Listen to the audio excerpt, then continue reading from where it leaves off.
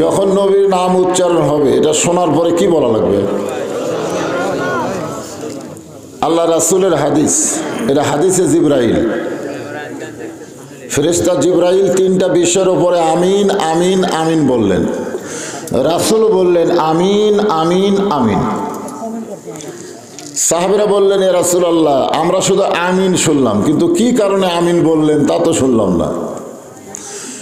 আল্লাহর নবী বলেন তিনটা বিষয় আমি আমিন বলেছি, তার মধ্যে একটা বিষয় হলো নবীর নাম শোনার পরে যারা দরুদ পড়বে না, আল্লাহ বলেছেন তারা ধ্বংস হয়ে যাক।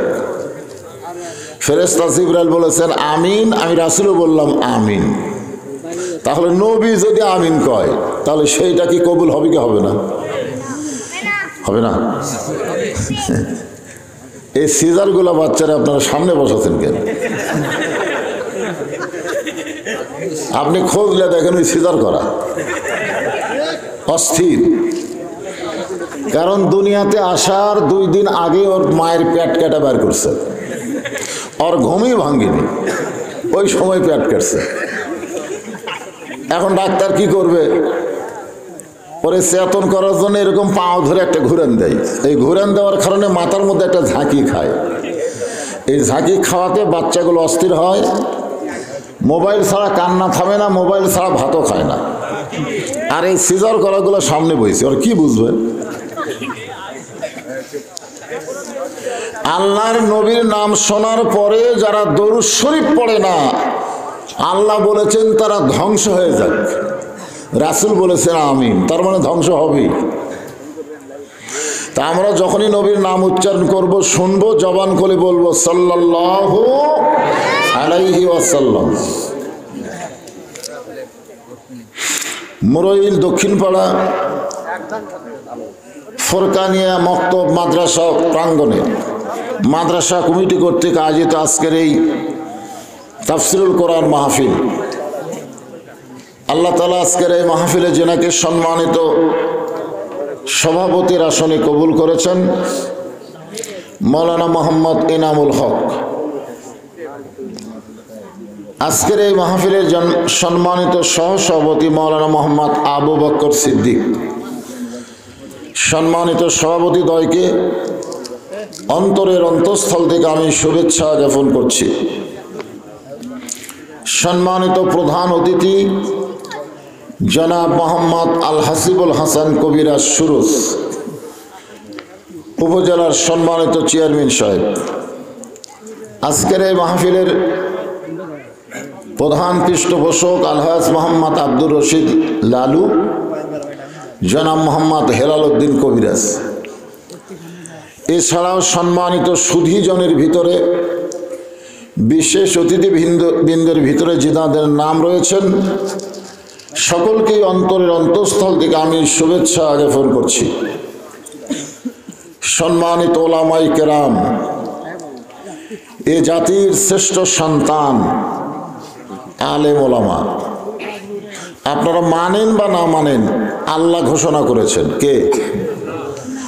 আল্লাহ কোরআন কারিমের মধ্যে বলেছেন ইন্নামা ইয়াখশাল্লাহ মিন ইবাদিহিল ওলামা। আলেমদের বহু বছর হলো ওলামা। রাসূল বলেছেন আল ওলামা ওয়ারাসাতুল আম্বিয়া, আলেমরা হচ্ছে নবীদের ওয়ারিস। তাহলে আলেমের কথা কোরআনেও আছে, নবীর হাদিসেও আছে, কিন্তু আপনাদের অন্তরে আছে না নাই? আছে।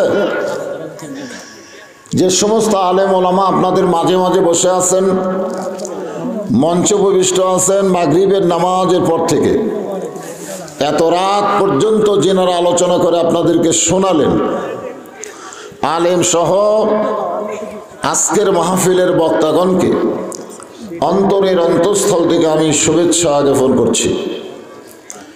এই মুহূর্তে আমার সামনে যারা বসে আছেন, কঠিন শীতকে উপেক্ষা করে আরামের বাড়ি, আরামের ঘুম, ল্যাব তোষকের মহব্বত, শীতের ভিতরে ল্যাব তোষকের একটা আলাদা মহব্বত আছে না নাই? সেইগুলো সব কিছু বাদ দিয়ে মাটির উপরে সামান্য লাড়া খেয়াল বিছিয়ে দিছে। এর উপরে যেনারা বসে বসে আলোচনা শুনতেছেন, আমি আমার অন্তরের অন্তঃস্থল থেকে আপনাদের সবাইকে শুভেচ্ছা জ্ঞাপন করছি। সম্মানিত মা বোনেরা, পর্দার অন্তরালে বসে বসে যারা আলোচনা শুনতেছেন তাদেরকেও শ্রদ্ধা জ্ঞাপন করে এই মুহূর্তে জানতে চাচ্ছি আপনারা সকলে কেমন আছেন। এই যে কইল না ভালো ভালো কথা হবে না, আলহামদুলিল্লাহ বলতে হবে। আপনারা যে ভালো নাই এটা তো আমি জানি, মুখে মুখে বললেই ভালো। ভালো থাকা হলো দুই রকম। কয় রকম? একটা হলো শরীয়ত, একটা হলো মারেফত। শরীয়ত হলো শারীরিক আর মারেফত হলো মানসিক। আমরা বাংলাদেশের অনেক মানুষ শরীরের দিক দিয়ে মোটামুটি ভালো আছে, কিন্তু মনের দিক দিয়ে খুব একটা ভালো নাই, ঠিক কিনা বলেন? এরপরেও আমরা কি কইলাম? আলহামদুলিল্লাহ। যে আল্লাহ শারীরিক সুস্থতা দান করে মানসিক প্রশান্তি লাভের জন্য আজকের এই জান্নাতের বাগানে কবুল করলেন, আমরা সে আল্লাহর উপরে খুশি না বেজার? তাহলে জবান খুলে সমস্বরে সকলে বলবো রব্বানা লাকাল হামদ হামদান কাসীরান তাইয়িবান মুবারাকান ফিহি। আমরা কার প্রশংসা করলাম? যদি প্রশ্ন করা হয় কেন করলাম, এমনি এমনি আমরা কিন্তু নেতারও প্রশংসা করি, করি না? আমরা মৌলানার প্রশংসা করি, আমরা ডাক্তারের প্রশংসা করি। এইগুলা করে আমাদের কোনোই লাভ হয় না। আপনারা মৌলানার প্রশংসা করেন, বক্তার প্রশংসা করেন, দেখবেন বক্তার দাওয়াত বেড়ে যাবে, কিন্তু আপনাকে কোনো লাভ হবে না। ডাক্তারের প্রশংসা করলে ডাক্তারের রুগী বাড়বে, কিন্তু আপনাদের কোনো লাভ হবে? নেতার প্রশংসা করলে সামনে ইলেকশনে নেতা ভোট পাবে, আপনাদের কোনোই লাভ হবে না। কিন্তু এই মুহূর্তে আপনারা যে আল্লাহর প্রশংসা করলেন, এই প্রশংসা করাতে আল্লাহর কোনো লাভ নাই, বরং যারা প্রশংসা করলো তাদের প্রতি আল্লাহ এত খুশি হলো যে আসমান এবং জমিনের ফাঁকা জায়গাটা আল্লাহ নেকি দিয়ে পরিপূর্ণ করে দিল। আল্লাহ রাসূল বলেন, তিনটা তসবিহ সে যত বড়ই পাপী হোক, তার জবান থেকে যদি তিনটা তসবিহ বের হয়, কয়টা? একটা হলো সুবহানাল্লাহ, একটা হলো আলহামদুলিল্লাহ, আর একটা হলো আল্লাহু আকবার। এই তিনটা তসবিহ যার জবান থেকে অনায়াসে বের হয়, বক্তার ঝাঁকিতে না, নিজের ইচ্ছাই বের হয়ে যায়, রাসূল বলেছেন সে যত বড়ই পাপী হোক না কেন, মৃত্যুর সময় সে ঈমানের সাথে মৃত্যুবরণ করে। কয়টা? তার মধ্যে দুইটাতে শয়তান বেজার হয় না। আপনি যদি সারা জীবন সুবহানাল্লাহ সুবহানাল্লাহ সুবহানাল্লাহ করেন, শয়তান আপনার কাছেই বসে থাকবে, ওই লড়বি না। আপনি যদি আলহামদুলিল্লাহ আলহামদুলিল্লাহ জিকির করেন, শয়তান আপনার কাছেই বসে থাকবে, ও লড়বে না। কিন্তু যখনই আল্লাহু আকবার কবেন, আপনার আজ পর্যন্ত শোনেন নাই যে আল্লাহু আকবার শোনার পরে শয়তান থাকে না দৌড়াই? যত জোরে আল্লাহু আকবার বলবেন তত জোরে শয়তান দৌড়াই। রাসূল বলেন দৌড়ানির বেগ বেশি হলে ওর পেছন দিকটা বাতাস বার হয়। বাংলাদেশে সুবহানাল্লাহ আলহামদুলিল্লাহ বলার মানুষ আছে, কিন্তু আল্লাহু আকবার বলার মানুষ খুবই কম। জোরে কোন ঠিক কিনা? আমাদের বাংলাদেশে বড় বড় দল আছে না নাই? সেই বড় বড় দলের মধ্যে কোনোদিন আল্লাহু আকবার স্লোগান শুনছেন? শোনেননি। কারণ এই বড় বড় দলগুলো মানুষের দল, এরা আল্লাহর দল না। আল্লাহর যারা দল করবে তাদের প্রথম স্লোগানই হবে আল্লাহু আকবার। এখন আমার সামনে যারা বসেছেন এরা কি মানুষের দল না আল্লাহর দল, সেটা ওয়াজের মধ্যেই টের পাওয়া যাবে। হ্যাঁ,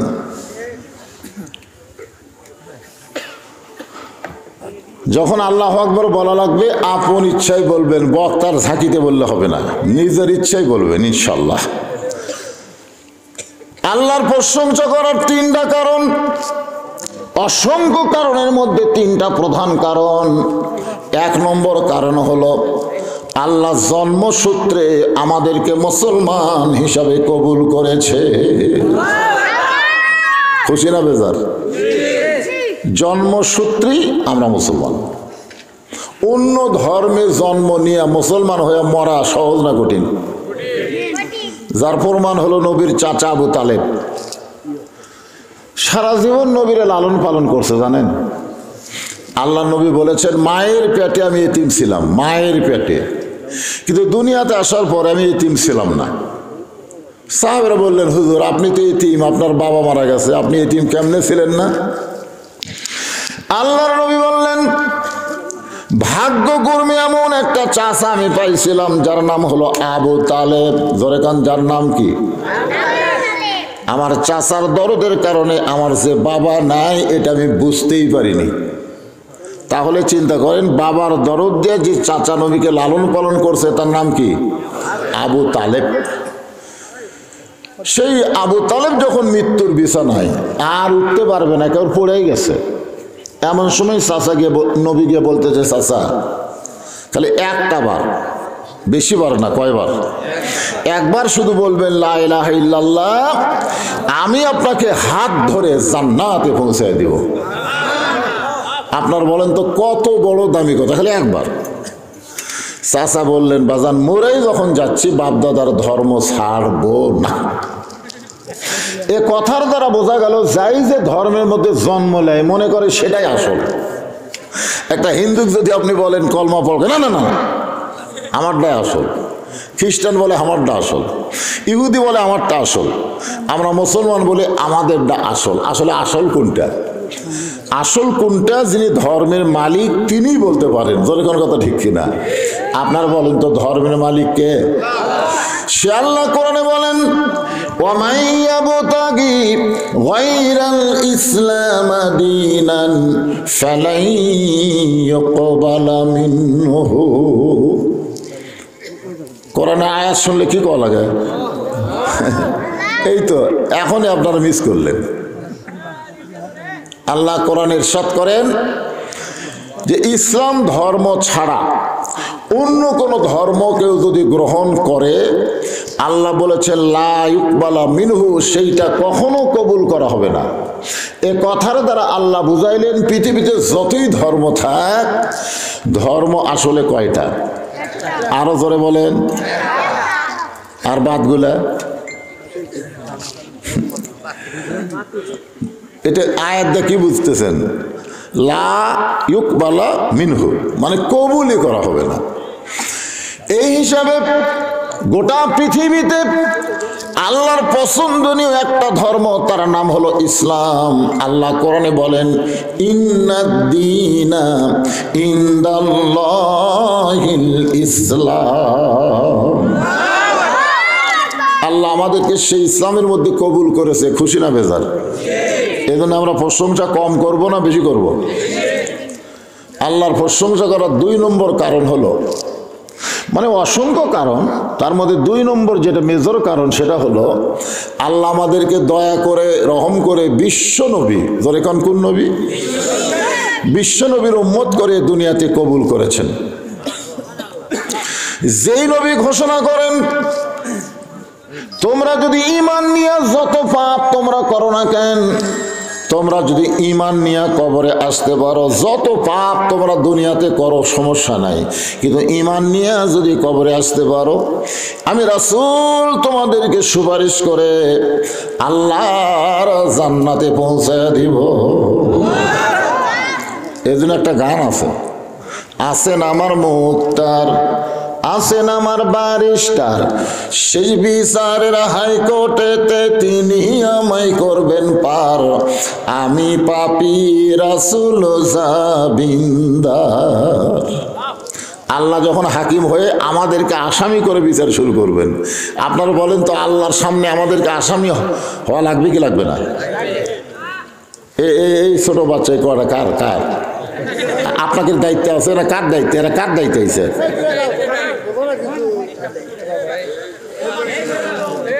শোনেন, এরা থাক, এদেরকে স্নেহ করা লাগবে। রাসূল বলেছেন ছোটদেরকে স্নেহ করো, ছোটদেরকে কি করো? স্নেহ করো। আসরের ফরজ নামাজ কয় রাকাত? 4 রাকাত। প্রথম রাকাতের প্রথম সেজদায় রাসূল 3 বার সুবহান রাব্বিয়াল আলা বলে সেজদা থেকে মাথা তুললেন, কিন্তু প্রথম রাকাতের দ্বিতীয় সেজদায় গিয়ে রাসূল আর সেজদা তোলেন না। 100 বার সুবহান রাব্বিয়াল আলা বলা হয়েছে, কিন্তু সেজদা ওঠে না। ওমর ফারুক চিন্তা করলেন, কে রাসূল কি সেজদার যা ঘুমে গেল নাকি? ওমর ফারুক পরে বলতেছেন, আমি একটু মাথা তুলে দেখতে চাইছিলাম, কিন্তু আমার ইমান বললে একটু দায়িত্ব বিহাজাল ইমাম, ইমামকে যদি অনুসরণ করো, ইমাম যতক্ষণ থাকবে তোমাকেও থাকা লাগবে, মাথা তোলা যাবে না। আল্লাহর নবী বললেন, ওমর তারপরের খবর কি? ওমর বলতেছে, হুজুর আপনি দ্বিতীয় রাকাত ঠিকই বললেন, তৃতীয় রাকাত ঠিকই বললেন, চতুর্থ রাকাত ঠিকই বললেন, কিন্তু প্রথম রাকাতের দ্বিতীয় সেজদায় আপনি এত লম্বা সেজদা দিলেন। আল্লাহ নবী বললেন, তোমরা জানো না, আমি যখন দ্বিতীয় সেজদাত গেছি তোমরাও তো গেছো, ঠিক ওই ফাঁকে আমার 2টা নাতি হাসান আর হোসাইন আমার পিঠের উপর চড়ে বসলো। কার উপর? পিঠের উপর চড়ে বসলো। আমি এক সময় মনে করলাম যে নামাজের ভিতরেই ওদেরকে হাত দিয়ে টেনে নামায়। এই নিয়তে যখন আমি হাসান হোসেনকে পিঠ থেকে নামাবার চাই, এমন সময় নামাজের মালিক আল্লাহ বললেন, হাবিব আপনি যেমন হাসান হোসেনকে ভালোবাসেন, আমি আল্লাহ তেমন ভালোবাসি। আপনার পিঠে যতক্ষণ থাকবে আপনি সেজদা থেকে মাথা তুলবেন না। এখান থেকে বোঝা গেল এই ছোট বাচ্চাদেরকে আল্লাহও ভালোবাসে। জোরে কোন কথা ঠিক কিনা? তাহলে আমাদের ভালোবাসা লাগবে না? ওদেরকে ভালোবেসে আপনার কাছে যখন বসেছে আপনি একটু বুঝাবেন, তোমরা আবার সামনে কি করলে রে বা, তোমরা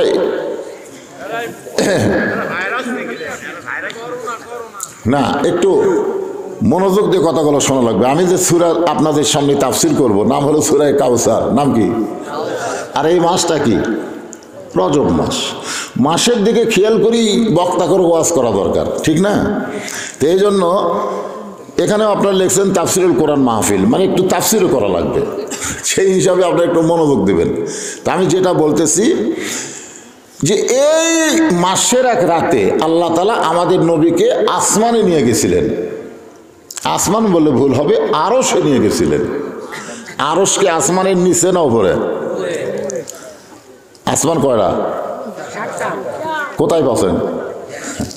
সূরা মুলকের মধ্যে আল্লাহ বলেছেন, সাবআ সামাওয়াতিন তিবাকান, 7টা আসমান আল্লাহ তাআলা সৃষ্টি করেছেন। দুনিয়া থেকে প্রথম আসমান যত দূরে, আবার প্রথম আসমান থেকে দ্বিতীয় আসমান তত দূরে, এভাবে স্তরে তরে 7টা আসমান আল্লাহ সাজায় রাখছেন। জোরে কান সুবহানাল্লাহ। সেই 7 আসমানের উপরে হচ্ছে আল্লাহর আরশ। সে আরশে নিয়ে গেছিলেন এই মাসে। কোন মাসে? এই রজব মাসে। যখন আল্লাহ তাআলা নবীকে আরশে নিয়ে যাচ্ছেন, এই সম্পর্কে একটা আয়াতের সামান্য সূচনা এভাবে আছে, সুবহানাল্লাযী আসরা বিআবদিহি লাইলাম মিনাল মাসজিদিল হারাম ইলাল মাসজিদিল আকসা। বর্তমানে মসজিদে হারাম অর্থাৎ কাবা ঘর আমাদের দখলে আছে, ঠিক কিনা বলেন? আর বাইতুল আকসা দেখছেন, এ পর্যন্ত প্রায় 26,000 ফিলিস্তিনি মুসলমানকে ওরা হত্যা করছে। আজ কয়েক জুম্মা হলে বাইতুল মুকাদ্দাসে মুসলমানেরা জুমার নামাজ পড়তে পারতেছে না। তাহলে বাইতুল্লাহ আল্লাহ আর বাইতুল মুকাদ্দাসও আল্লাহ। তো বাইতুল্লাহ আব্রাহা ধ্বংস করবার আসলো, আল্লাহ তাআলা আবাবিল পাখি দিয়ে তাদের কি করলো আপনারা জানেন না? সূরা ফিল পড়েন না আপনারা? হ্যাঁ পড়েন, বললি সব। আলাম তারা কাইফা ফাআলা রাব্বুকা বিআসহাবিল ফিল আলাম ইয়াজআল কাইদাহুম ফি তাদলিল ওয়া আরসালা আলাইহিম তায়রান আবাবিল তারমিহিম বিহিজারাতিন মিন সিজিলিন ফাজআলাহুম কাআসফিন মাকুল। এই গরু খুব তাড়াতাড়ি করে ঘাস খায়, খায় না? খাওয়ার পরে কিন্তু যখন একটু ঝিমায় তখন দেখবেন জাবর কাটে। জাবর কাটা বোঝেন? মানে ওই ঘাস আবার ভিতরটা বাইর করে আবার চাবায়। মানে ওই হস্তি বাহিনীকে আবাবিল পাখি দিয়ে আল্লাহ এমন ভাবে ধ্বংস করে দিল, ওই চাবানের পরে চাবানোর মতন। এখন আপনারা বলেন, আবরাহা বাদশার হস্তি বাহিনীকে আল্লাহ ধ্বংস করে দিল, বর্তমানে সে আল্লাহ আছে না নাই? তাহলে ইহুদিদেরকে, ইসরায়েলের ইহুদিদেরকে আল্লাহ কিছুই করতেছে না, কারণ কি? কে জানি করলে হবে?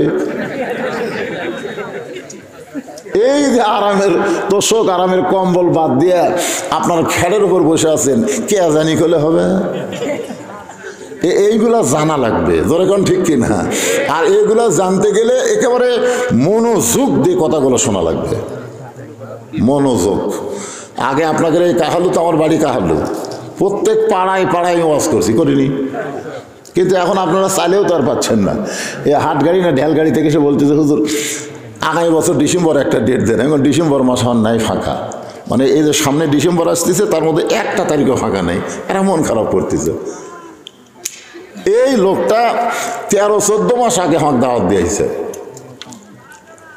আমার ইচ্ছা থাকা সত্ত্বেও তো কাহালুতে আমি ওয়াজ করতে পারতেছি না, কারণ বাইরের লোকেরা আমাকেও পারে, আগেই প্যাক করে। তো আজকে যখন আসিছি মাহফিল তো দেখতেছি মাশাআল্লাহ, আমার এইরকম লোক টেজতেই বসে থাকে, টেজের উপরে এতগুলো লোক বসে থাকে, আর আজকে আমার সামনে বসে আছে, খালি মিডিয়া ভরপুর। যাই হোক, আপনারা মানুষ কম হলেও এই মিডিয়ার মাধ্যমে লক্ষ লক্ষ মানুষ লাইভে আপনাদেরকে দেখতেছে, যখন সুবহানাল্লাহ। এর উপর রাগ করেন না, এগুলোও খুব দরকার। তাহলে সূরা কাউসার নিয়ে আজকে আপনাদের সামনে তাফসির হবে, মনোযোগ দিয়ে শোনা লাগবে না? তো আমরা প্রশংসা করার 2 নম্বর কারণটা, বিশেষ কারণ যেটা, এক সময় আল্লাহ তাআলা এই লাইলাতুল মেরাজে রাতে রাসূলকে বললেন, আপনি ইচ্ছা করলে জান্নাত দেখতে পারেন। কি করবার পারেন? আমাদের নবী কিন্তু জান্নাত দেখতে গেছিলেন। নবীর সঙ্গে একজন ফেরেশতা ছিলেন, তার নাম হলো জিবরাইল। ফেরেশতা জিবরাইল বলেন, ইয়া রাসূলুল্লাহ, এই জান্নাত থেকে যদি আপনি বের না হন, আল্লাহ আপনাকে জান্নাত থেকে বের করে দিবে না। কারণ আল্লাহ ওয়াদা করেছেন, সালামুন আলাইকুম তিবতুম ফাদখুলুহা খালিদিন। কেউ যদি একবার জান্নাতে প্রবেশ করে, মনে করেন একবার জান্নাতে প্রবেশ করলো, আল্লাহ বললেন তাকে চিরস্থায়ীভাবে আমি জান্নাত দিয়ে দিলাম। এখন আপনারা প্রশ্ন করতে পারেন, হুজুর তাহলে আল্লাহ তো আদম আলাইহিস সালামকেও জান্নাত দিয়েছিল, তাহলে জান্নাত থেকে আবার বাইর করে দিল কেন? এই জিনিসটা আমাদের বোঝা লাগবে। আপনারা বলেন তো, আদম আলাইহিস সালামকে আল্লাহ জান্নাত দিয়েছিলেন ইবাদতের আগে না পরে? সবাই বলেন আগে দিছে। জান্নাতে ঢোকার পরে আল্লাহ একটা ইবাদত দিলেন। আসলে জান্নাতের মধ্যে কোনো ইবাদত আছে? কিন্তু আদম যে ইবাদত করেনি, এ না করার কারণে আল্লাহ বললেন, ওয়ালা তাকরাবা হাযিহিশ শাজারা ফাতাকুনা মিনাজ জালিমিন। তোমার ইবাদত হলো এই গাছের কাছে যাইও না।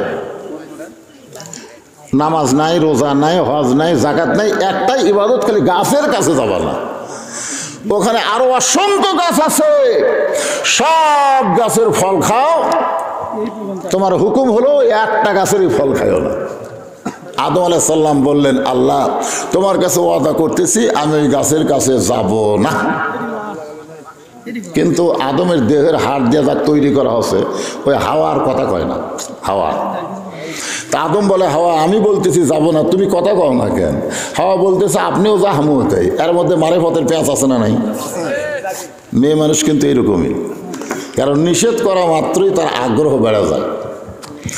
যখন আল্লাহ বলছেন গাছের কাছে যাইও না, তখন হাওয়ার আগ্রহ বেড়ে গেছে। আজকে আপনার বউকে যদি আপনি বলেন এই কথা দান কাউরে কয়ও না, খালি এই কথা আপনি বলবেন, ওই না বলা পর্যন্ত আর পেটের ভুটভুটি বন্ধ হবে না। যাকে পাবে তাকে বলবে, আমার স্বামী নিষেধ করছে, কেউ কাউরে দান কয়ও না, আমি কিন্তু খালি তোমাকে করলাম, তুমি দান কাউরে কয়ও না। 1 ঘন্টার মধ্যেই গোটা মুরুল হয়ে যাবে, যখন কথা ঠিক ছিল। আর যদি আপনি আপনার বউকে বলেন এ কথা একটু মুখ বলো তো, তখন বলবে আমার কাম নাই। তোমার কথা তুমি কও, আমি কব না। কবার বললেই বলবে না, না বলবার বললেই বলবে। এটা হলো নারীদের চরিত্র। তোর এখন কথা ঠিক কি না? আয় শাউলের সাথে বেটার বইয়ের গন্ডগোল হয় না? এরকম মাঝে মধ্যে হয় না? তো বেটার উপরে গাল দেয়, শাউল অন্য বাড়ির পান খাবার গেছে। ইতিমধ্যে এক ফকুন্নি আইছে, ফকুন্নি মা 4টা ভিক্ষা দাও। বেটার বউ কয় 4টা না 4 সের দেবো। ফকুন্নি কয় কে আমার 4 সের কেন? কয় শাউল গেলায় অন্য বাড়িতে গেছে, এই সুযোগে তোমার 4 সের চাল দিলাম, তুমি তার কাউরে কয়ো না। ফকুন্নি বলে সারাদিন ভিক্ষা করে 2 সেরই পাই না, আর তুমি আমার 4 সের দিয়েছে, আমি কাউরে কমো না, আল্লাহর শপথ কাউরে কমো না। রাস্তার মধ্যে ফকুনি বিড় করতেছে, কাউরে কমো না, কাউরে কমো না। এক লোক বলে ফকুনির বেটি কি করবেন না? বলে বেটার বউ আমার 4 সের চাল দিয়ে কয় কাউরে দান করে না, আমার কি ঠেকা পড়ছে, কাউরে কমো না। ওই যারে পাই তারে কয়। তাহলে কি বুঝলেন যে এক ঝোলা ফকুনি যে ভিক্ষা করার নাম কি? এক ঝোলা চাউল যে ফকুন্নি হেফাজত করা পারলো না, তাকে যদি দেশ হেফাজত করার দায়িত্ব দেন, পারবে? একটু মনোযোগ দিয়ে শুনবেন। আল্লাহর নবীর সঙ্গে একজন ফেরেশতা ছিল, তার নাম হলো জিবরাইল। ফেরেশতা জিবরাইল বললেন, নবী গো, আপনি যদি জান্নাত থেকে বের না হন, আল্লাহ আপনাকে জান্নাত থেকে বার করে দিবে না। সঙ্গে সঙ্গে নবী খুশি না হয়ে রাগ করলেন। জিবরাইল, যেই কথা একবার বলেছো এই কথার দ্বিতীয়বার বলতে পারবা না, কারণ আমি জান্নাত থাকার জন্য আসি নাই। আল্লাহ যদি বলতো নবীকে আপনি জান্নাতে থাকেন, আমি জান্নাতের মধ্যে ঢুকতামই না। আমি শুধু দেখার জন্য আইছি আমার উম্মতের জন্য আল্লাহ কেমন জান্নাত বানাইছে। আমার জন্য না, আমার উম্মতের জন্য আল্লাহ কেমন জান্নাত বানাইছে এটা শুধু দেখার জন্য আইছি। ফেরেশতা জিবরাইল বলে, হুজুর তাহলে আপনি কি জান্নাতে থাকবেন না? আল্লাহ রাসূল বলেন, আমি সেই দিন জান্নাতে থাকার জন্য ঢুকবো যেদিন আমার সমস্ত উম্মতেরা জান্নাতি হবে। চিন্তা করে দেখছেন? কি চিন্তা করলেন? যে নবী জান্নাতে গিয়েও হামাকের কথা বলে না, আর আমরা এমন এক নেতার পাশে ঘুরি যে নেতা সংসদে গেলে আর হামাকের কথা কই না। জোরে কোন কথা ঠিক কিনা? এইবার তাকে এমপি বানাচ্ছেন, আপনাকে মুরুল তাচ্ছা জীবনে আসবি বলে আমার মনে হয় না। নেতা নেতা রে, এই যে দরুদ পড়লেন, আল্লাহুম্মা সাল্লি আলা সাইয়্যিদিনা, সাইয়্যিদিনা বলো আমাদের নেতা। আমাদের নেতা জান্নাতে গিয়েও আমাদেরকে ভোলে না, আমরা সেই নেতার চামচাগিরি করব। জোরে বলেন কথা ঠিক কি না? একটা স্লোগান দেওয়া লাগবে। আমি যেই বলবো আমার নেতা তোমার নেতা, আপনারা বলবেন বিশ্ব নবী মোস্তফা, বলতে পারবো না? হয়ে যান আমার নেতা তোমার নেতা। একটা মেম্বর মার্কা স্লোগান হলো। ওই যারা তেল তেলা গোয়েন্দা আর ওয়াজ শুনবার আসেনি, ওরা মনে মনে চিন্তা করি বদরুশিদ একলা একলাই ফেসাল ফাটতেছে। আর আপনার যদি একটু জোরে জোরে স্লোগান দেন, তারা কই না রে আমরা শালা মুনাফিক রে, আমরা ল্যাপের মহব্বত সালোয়ার পারি রে, কিন্তু মুসলমানেরা গেছে রে। সুবহানাল্লাহ না কেন? মুনাফিকেরা আসতে পারবে না। আর যারা মুসলমান যত বড়ই পাপী হোক, আজকের কোরআনের মাহফিলে তারা বাড়িতে থাকতে পারবে না। তো মুসলমান জবান খুলে একটা আসল নেতার স্লোগান দেবেন। এটা মেম্বার চেয়ারম্যান মার্কা নেতা না, এটা হলো বিশ্ব নেতা। জোরে কোন কথা ঠিক কি না? আমার নেতা তোমার নেতা। মাশাআল্লাহ, এমন একজন নবীর উম্মত হিসেবে আল্লাহ আমাদের কবুল করেছেন। এই কারণে আমরা আল্লাহর প্রশংসা কম করব না বেশি করব? তৃতীয়ত আল্লাহর প্রশংসা করার মেজর কারণ হলো যেই কোরআন থেকে আমরা তাফসীর শুনব, আপনার বলেন তো এই কোরআনের মধ্যে কোনো ভেজাল আছে? এই কোরআনের মধ্যে কোনো সন্দেহ আছে? এই কোরআনের মধ্যে কোনো ধোঁকা আছে? এ না না না, 3 বার যারা বললেন, আর যারা বললেন না কি কন? কয়বার করলেন? কোরআনে কোনো সন্দেহ, কোরআনে কোনো ধোঁকা, কোরআনে কোনো গোজামিল। মাশাআল্লাহ। ফেরেশতা বলল আল্লাহ যারা 3 বার নাই নাই কইল তাদের রেজাল্ট কি? আল্লাহ বলে বিশ্বাস করো, কোরআনকে সাক্ষী রেখে আমি আল্লাহ বলতেছি এদের জীবন থেকে আমি জাহান্নামকেও নাই করে দিলাম। আল্লাহ পারবে কি পারবে না? আল্লাহ যদি আমাকে জান্নাত দিয়ে দেয়, হরতাল করে কেউ আটকাল করবে? তো এই জন্যে এমন একটা কোরআন আল্লাহ আমাদেরকে দিলেন ভাই। অনেকে মনে করতেছে হুজুর 1500 বছর আগে আল্লাহ কোরআন নাজিল করছে, তখন বলেছে জালিকাল কিতাবুল লা রাইবা ফি, এই কিতাবের মধ্যে কোনো সন্দেহ নাই। কিন্তু এত বছর হয়ে গেল এখনো সন্দেহ ঢোকেনি। কারণ কোন মৌলবি যদি কিছু কম বেশি করে, আল্লাহ কোরআনে বললেন নাহনু নাযালনা যিকরা ওয়া ইন্না লাহু লাহাফিজুন। যেমন কোরআন নাজিল করেছি কিয়ামত পর্যন্ত কোরআন তেমনি থাকবে। কারণ কোরআন হেফাজতের দায়িত্ব কোনো মাওলানাকে দেওয়া হয় নাই, কোরআন হেফাজতের দায়িত্ব কোনো বাদশা রাজাকে দেওয়া হয় নাই, কোরআন হেফাজতের দায়িত্ব স্বয়ং আল্লাহ নিজের হাতে রেখেছে।